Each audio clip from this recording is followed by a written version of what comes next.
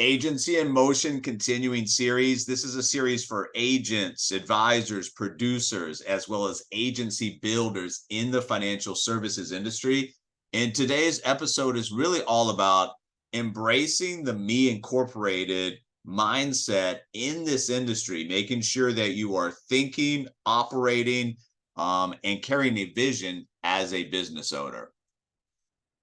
It's really all about you. And I'm not talking about in terms of your commissions and your sales and thinking about it from that perspective. But if you're going to go into business for yourself, if you're going to be in this industry, it's, my time, my turn, my life, my future. It's dependent on you. So what you do is going to have a direct and immediate and big impact on either what happens in your business or what does not happen in your business.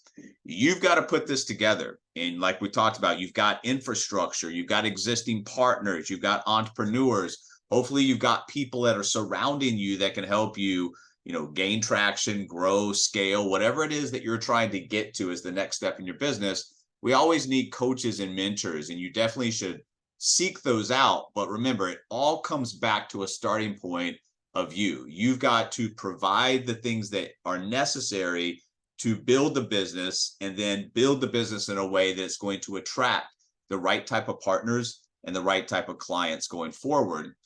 Your level of effort, remember, your level of effort is going to determine your success in your professional as well as personal life. So it's extremely important that we put together a level of effort and then have that level of effort over an extended period of time. Remember, the Hall of Fame doesn't come from one season. You've got to have an extended level of effort. That's called grit over that X period of time. And that grit is really the secret ingredient in the recipe for success. So you have to bring the level of effort, and then that level of effort's got to be carried on over an extended period of time to get you to the point that you're looking for the success. You also not only have to have a willingness to learn as a business owner, but you have to have a thirst for knowledge. And that's developing an entrepreneur mindset, because you have a competition within yourself. You have internal competition in whatever model you're working, whatever companies you're working with.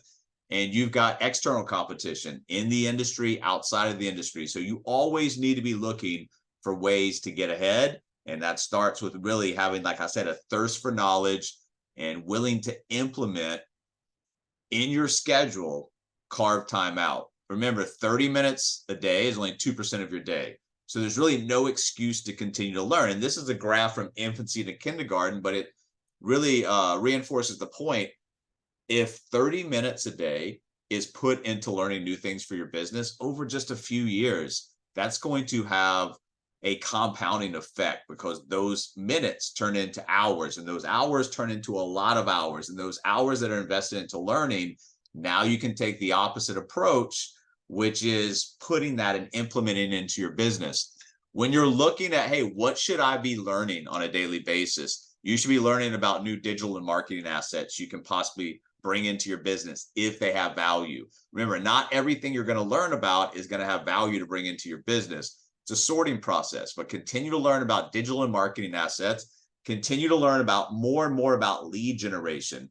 Not so much lead generation of where can I go out and buy leads, or what kind of vendor relationships can I have, but how can I get good at creating my own lead generation? The importance of this cannot be understated, because if you rely on other people for your leads, your business is relying on other people for success. If you incorporate as much as you can under your control, that creates peace of mind, that creates longevity for your model.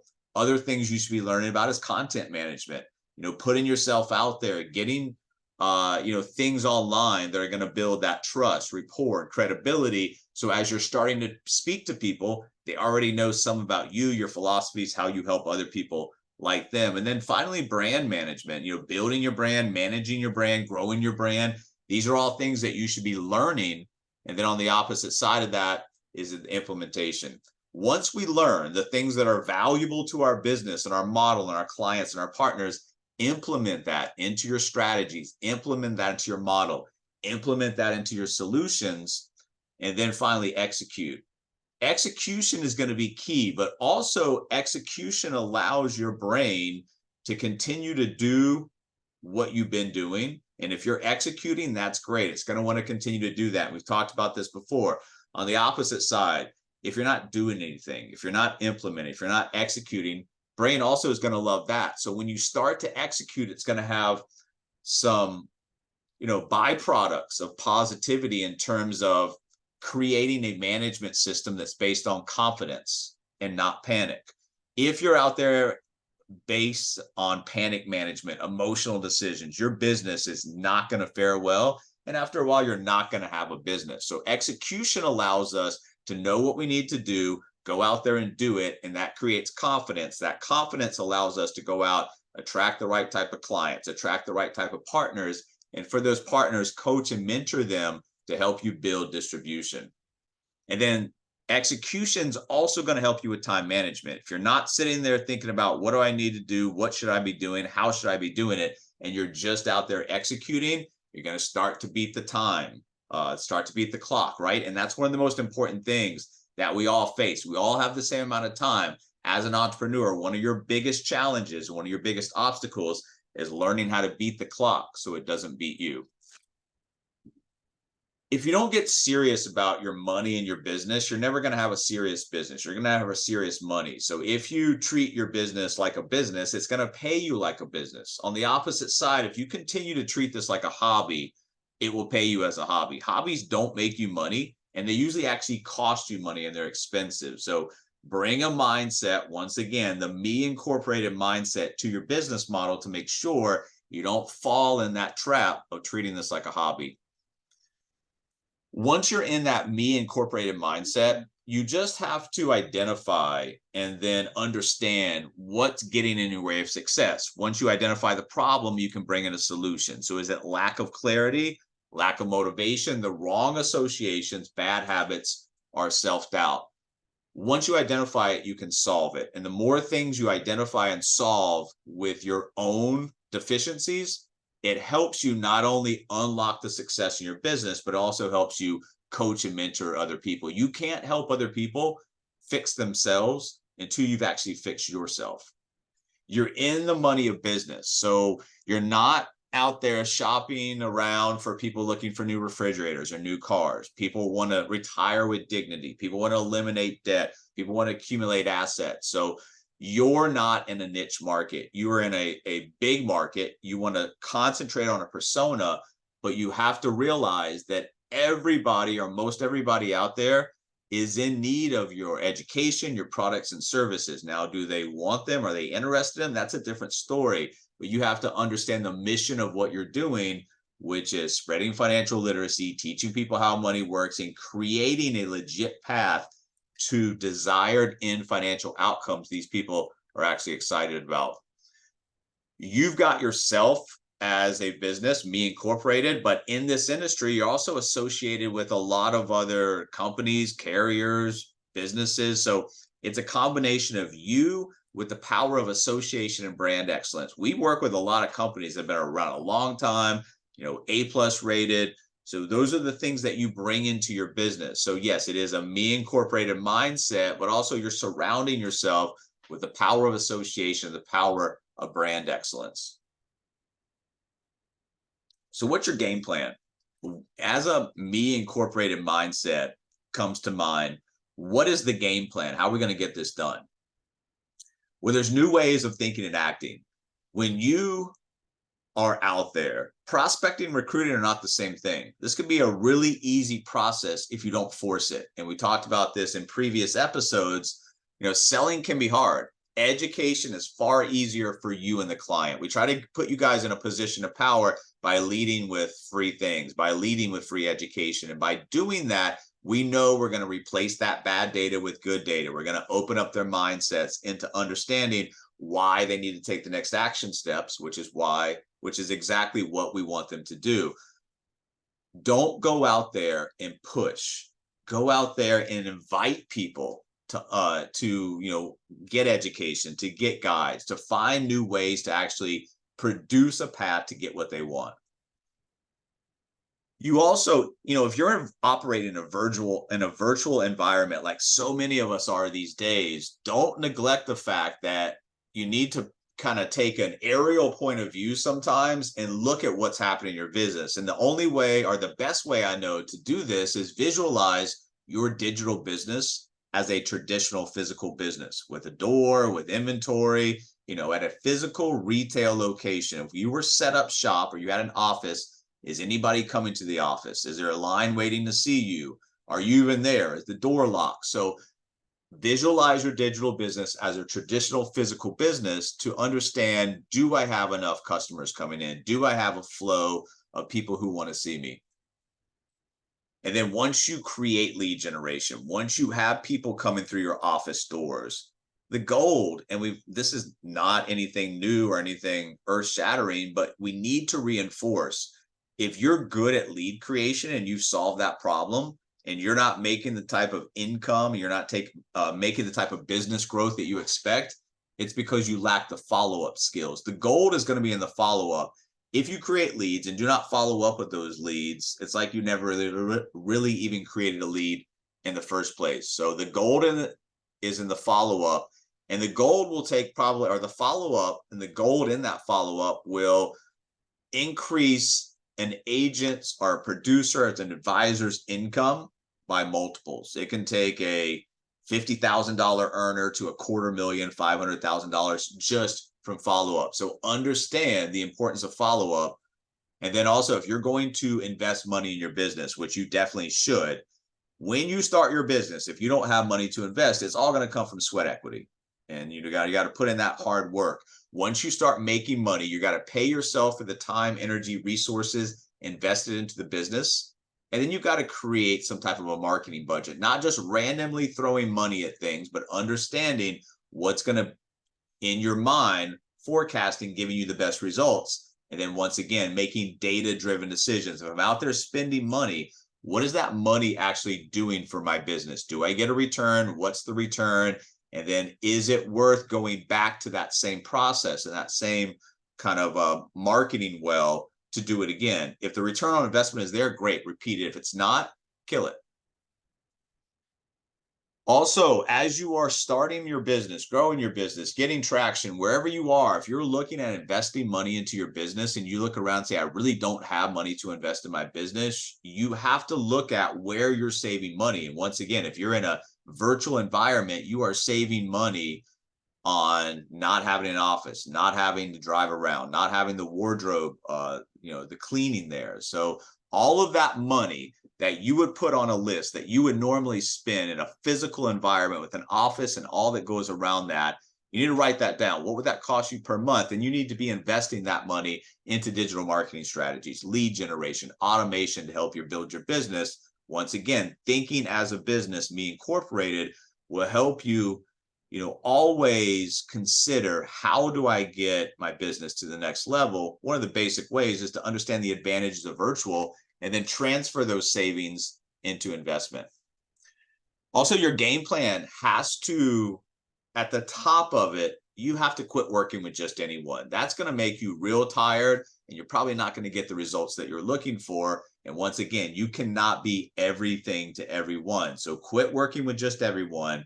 Find your niche, own your niche, find your ideal client, and make them a priority. Help them understand why they are a priority, how you work with them, how you help people just like them get whatever it is they're trying to get to or not get to avoid.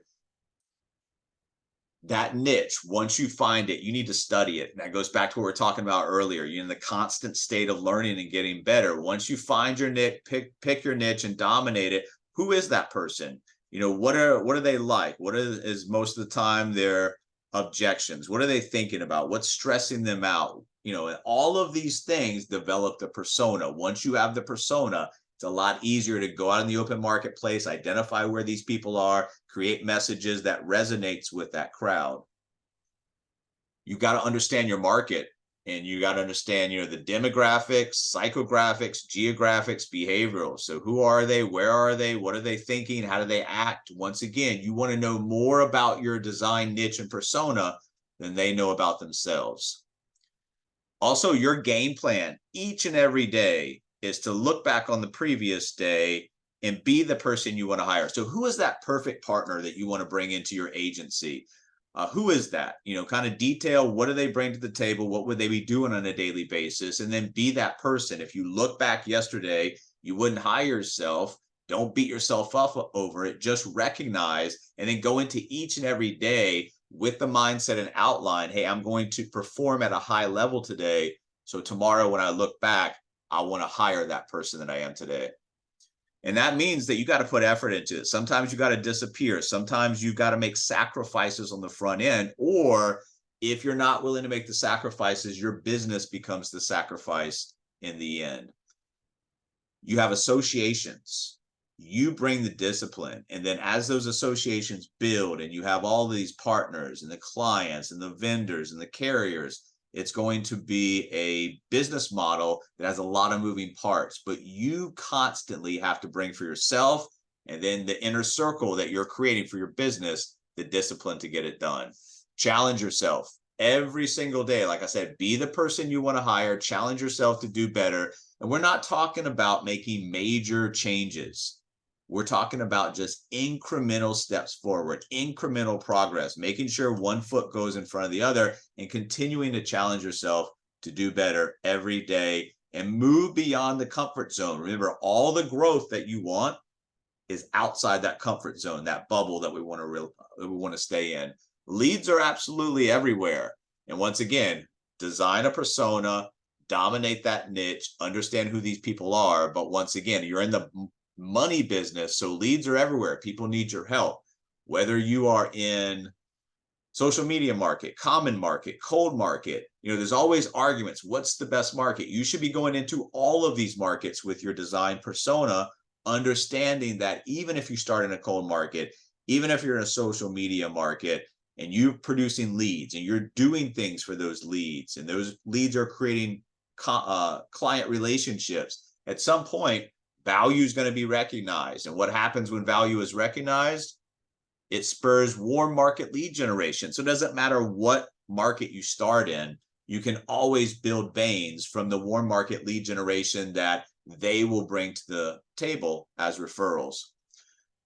When you are approaching your warm market, you need to understand the importance of the mission. So once again, it's not what you do or how you do it. It's why you do what you do. Why are we doing this? What is our mission? People are going to buy into your mission before they buy into your product, services, and action steps.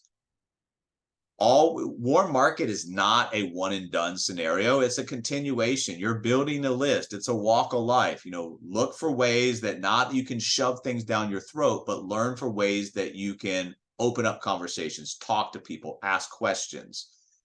Your warm market, if you've got a business that's bringing in new agents and they want to get started, we have more probably warm contacts than we ever have. There's a lot of places and you got that phone now that's got all of those contacts. So understand that warm market lead generation is important and understand it's not a one and done scenario. It's a walk of life. And then the common market. This is one of the best ways that you can build your business because the common market, really, you don't have a direct connection. You've got a loose affiliation with the common market. Common market could be, you guys went to the same school, played the same sports, went to the military together, same church, same civic group, whatever it might be. It consists of three segments: the inner warm market, the outer warm market, and the common market. And the common market is something you have in common. It's going to be the largest part of someone's natural market. And once again, when you're dealing with the common market and you buy yourself that little bit of time by having that loose affiliation, just like the warm market, you want to start explaining why you're doing what you're doing, why your organization does what it does, why it's important, why it's needed, why it's valuable, why it's timely. And that should open up the conversation. If you go into something like the common market, pushing things, products, services, etc., it's not going to work. Get them to buy into the why of what you and your organization, your mission is all about. Realistically, your game plan comes down to two things. It comes down to understanding who your market is and what the message is to that market. It's really simple. Now it's going to take some learning on your part of the persona, dissecting the persona, building the persona. But once it's in place, understand the market and understand the message. We've gone over this several times before. There's a difference between marketing and networking. Both have places in your business model. Both have advantages. Understand the differences and how to grow your audience. Networking is a great way to grow your audience. And just like the common market, as you're networking, as you're talking about yourself, it's important to talk about the why. But at the opportune time, you're not just getting in the conversation, especially when you're networking, and start pushing things down people's throat, even if it is the mission. What you want to do is learn how to ask questions. Remember, build interest in what you're doing by showing interest in other people. You can't get wealthy without connecting to other people. And that's one of the main statements today, and the main pieces of advice is, as a business, as Me Incorporated, you got to go out there and make things happen. The more people you know, the more you grow your audience, the more you build that network, the more deals are going to flow in for you. Because as you're building that network, as you're having those conversations, possibilities come up. Sometimes nothing comes out of it. Sometimes great things come out of it. But understand, if there's no conversation, if there's no contacts, if there's no new network, there's no new possibilities. So possibilities come from your ability, once again, to go out, start making things happen, opening conversations. It's extremely important now more than ever because people are on the move. People got the taste of virtual work. Now they're getting called back to the office. They don't want that. People have lost jobs, left jobs. There's 401ks, IRAs out there. So people are on the move. Money's on the move. You identify this in certain conversations, not by leading with it, that information will come out. So once again, learn the masterful art of opening, directing, and continuing conversations, because as people hit the exits in the jobs, as they return back to the offices, as they are forced out, as a recession hits or whatever might happen, people and money are always on the move, now so more than ever. So by opening conversations, by adding additional contacts, by having those networking opportunities, you're going to get to identify where these people are. And sometimes you find a dedicated distribution partner. You don't need that many dedicated distribution partners to really help you build nationwide distribution of your education, of your technology, of your services and products that you're offering. But once again, if you need a handful of dedicated distribution partners and you're not doing the front end work to put them in the top of the funnel as contacts, as conversations, this is going to be a very long and drawn out process. As you're going out there, it's very easy. Be curious, ask questions. Hey, what do you do? How long have you been doing it? What do you like about it? What do you not like about it? Just asking questions gets information. The information uncovers some type of a problem. Then now you can interject at the right point in that conversation with the solution and then the action step. Connect the dots in the conversation.